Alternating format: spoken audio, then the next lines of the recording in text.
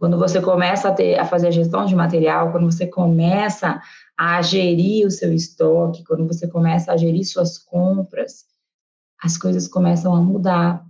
Porque pode parecer bobagem, mas uma simples mudança dessa gera um monte de outras transformações dentro da nossa cabeça enquanto empreendedoras.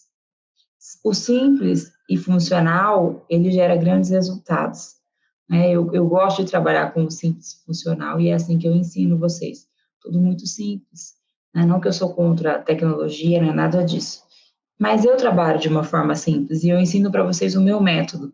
Então, eu ensino da forma mais simples possível para que vocês entendam e consigam colocar em prática e também trazerem para a empresa de vocês essas transformações.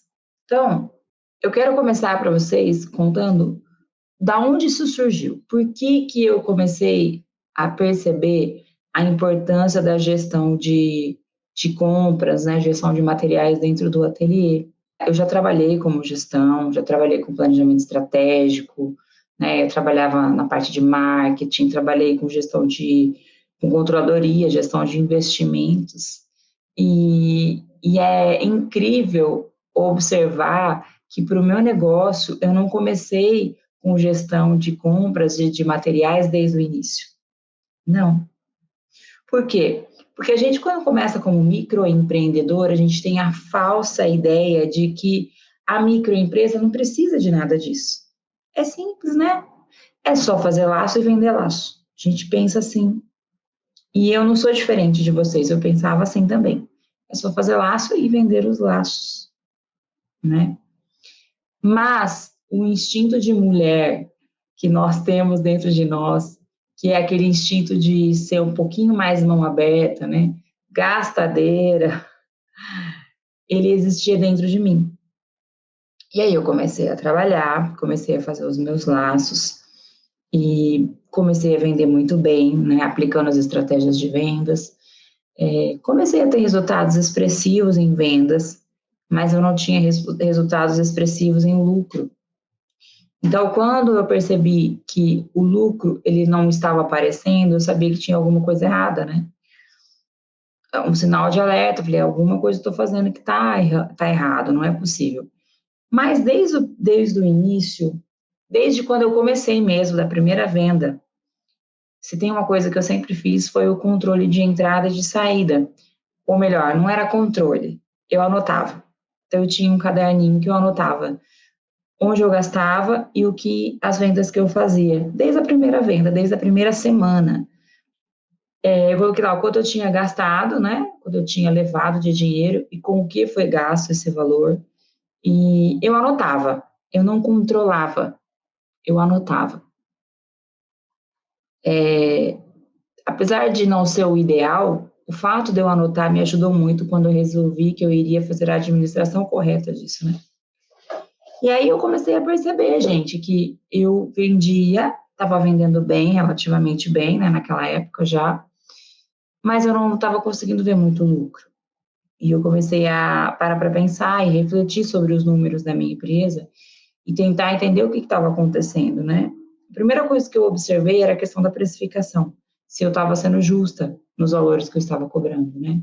Então eu comecei assim a esmiuçar a minha precificação e observar se está ok, se realmente aquele valor era aquele. É, comecei a fazer conta de quantos laços eu tinha que vender para faturar tanto e tal, e conta, e conta, e conta. E estava ok, sim, eu estava vendendo bem. A margem de lucro não estava ruim, estava boa, né? Eu não estava pagando para trabalhar, enfim, estava legal. Só que eu realmente não conseguia enxergar essa lucratividade abundante que eu pudesse, ao ponto de eu poder tirar dinheiro do ateliê e investir na minha vida pessoal, né? E gastar com as minhas despesas de casa, enfim, com as minhas necessidades. E aí aquilo começou a ficar muito justo. Por quê? Porque a gente trabalha porque precisa do dinheiro.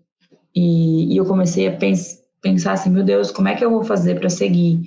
Né? Isso precisa me dar mais lucratividade.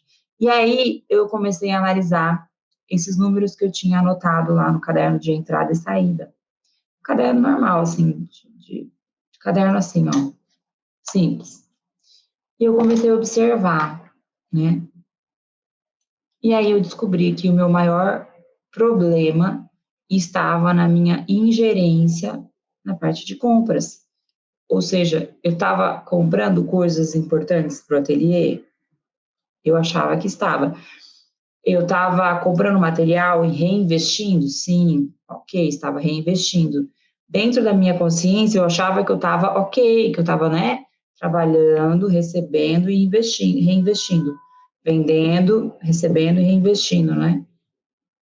Mas aí eu descobri que eu não estava fazendo direito. Eu não estava fazendo direito.